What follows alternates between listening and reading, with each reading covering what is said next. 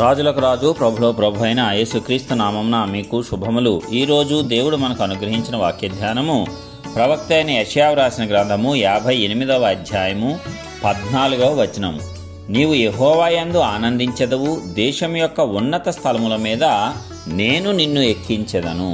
ప్రియులారా, ఇది ఎప్పుడు జరుగుతుంది అంటే ఈ వాక్యానికి ఈ వచనానికి ముందు వచనాన్ని మనం చూసినప్పుడు, నా విశ్రాంతి దినమున వ్యాపారము చేయకుండా నాకు ప్రతిష్ఠితమైన దినమని నీవు ఊరకుండిన ఎడలా, విశ్రాంతి దినము మనోహరమైనదనియు యెహోవాకు ప్రతిష్ఠిత దినమనియు ఘనమైనదనియు అనుకొని దాని ఘనముగా ఆచరించిన ఎడల, నీకిష్టమైన పనులు చేయకయు వ్యాపారము చేయకయు లోకవార్తలు చెప్పుకొనకయు ఉండిన ఎడల, అప్పుడు నీవు యెహోవా యందు ఆనందించెదవు, దేశం యొక్క ఉన్నత స్థలముల మీద ఆయన నిన్ను ఎక్కిస్తాడు. నీకు అధికారం రావాలంటే, ఉన్నతముగా నీవు నిలవబడాలంటే నీవు చేయాల్సింది ఇదే. విశ్రాంతి దినమున నీవు వ్యాపారం చేయవద్దు.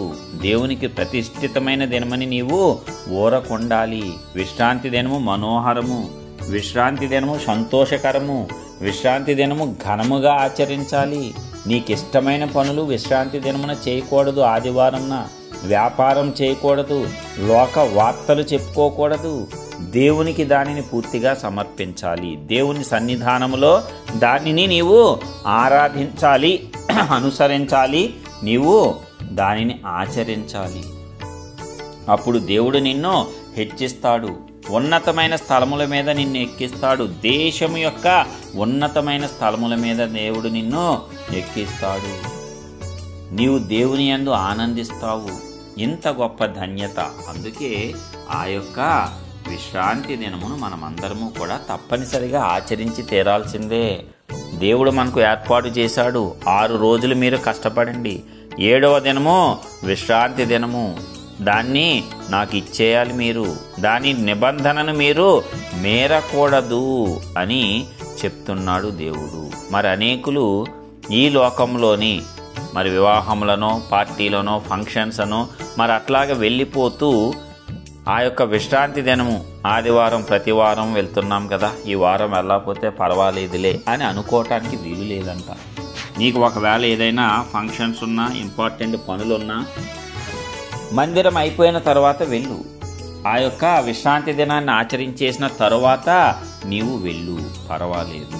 అది నీ కోసం ఆగుతుంది. ఒకవేళ మనుష్యులు దానిని బట్టి నీ మీద కోపించినా, నీ దేవుడు దానిని బట్టి నిన్ను సంతోషిస్తాడు. నీకేది కావాలి? మనుష్యులు నిన్ను కోపించుట కావాలా? దేవుడు నిన్ను ప్రేమించుట కావాలా? మనుషుల ద్వేషము నిన్నేమీ చేయలేదు, నీ దేవుని కృప నీకు తోడుగా ఉంటే. అందుకే మనుష్యులను సంతోషపెట్టువాడవుగా ఉంటావా, దేవుణ్ణి సంతోషపెట్టువాడవుగా ఉంటావా తేల్చుకో. నీవు విశ్రాంతి దినమును తప్పనిసరిగా ఆచరించి నీ ఉద్యోగము, నీ వ్యాపారము సమస్తాన్ని విడిచిపెట్టి ఆ దినమును ప్రత్యేకపరుచుకొని దేవుని సన్నిధానంలో కనిపెడితే,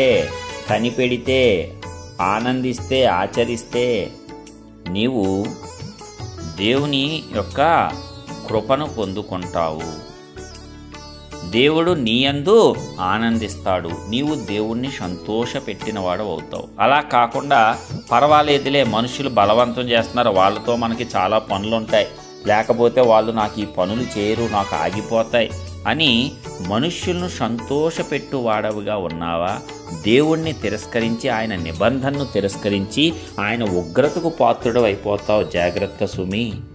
కాబట్టి మనుష్యుల చేతిలో వద్దు, దేవునికి ఇష్టపూర్వకంగా జీవిద్దాము. దేవుడే మనలను హెచ్చిస్తాడు. ఆ మనుషుల బారిన పడకుండా, వారు నీకు హాని కలుగ చేయకుండా దేవుడే కాపాడుతాడు, రక్షిస్తాడు, నిన్ను హెచ్చిస్తాడు.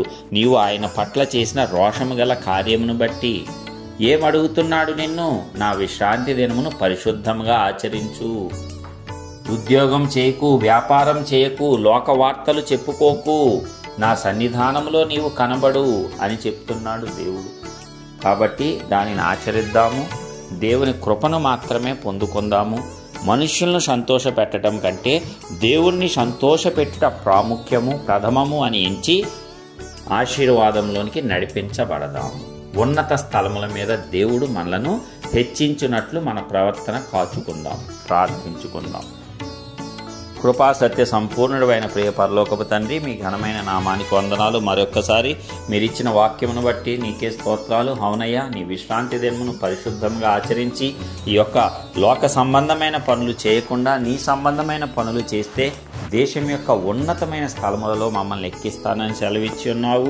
నీవు మా అందు ఆనందిస్తావు, మేము కూడా నీ అందు సంతోషిస్తాము. కాబట్టి నిన్ను సంతోషపెట్టు వారముగానే మేమందరము ఉండునట్లు మీరే కృప చూపించి ఆశీర్వదించండి. మాలో ఉన్న సమస్త వ్యర్థతలు, వ్యతిరేకతలు అన్నిటినీ కూడా తీసివేసి మీరే కాపాడి రక్షించండి. సకల విషయాలలో నీ ఆదరణ మేము పొందుకునేటట్లు, నిన్ను సంతోషపరిచేటట్లు, నిన్ను ఘనపరిచేటట్లు మా సమస్త ప్రవర్తనలో మమ్మల్ని హెచ్చించి ఆశీర్వదించి నీ నామాన్ని ఘనపరుచుకొని ఉన్నతంగా మమ్మల్ని ఆశీర్వదించవలసిందిగా నజరేయుడైన యేసయ్య పరిశుద్ధ నామం పేరిట ప్రార్థించి విశ్వాసంతో పొందుకొంచున్నాం ప్రియ పరలోకపు తండ్రి.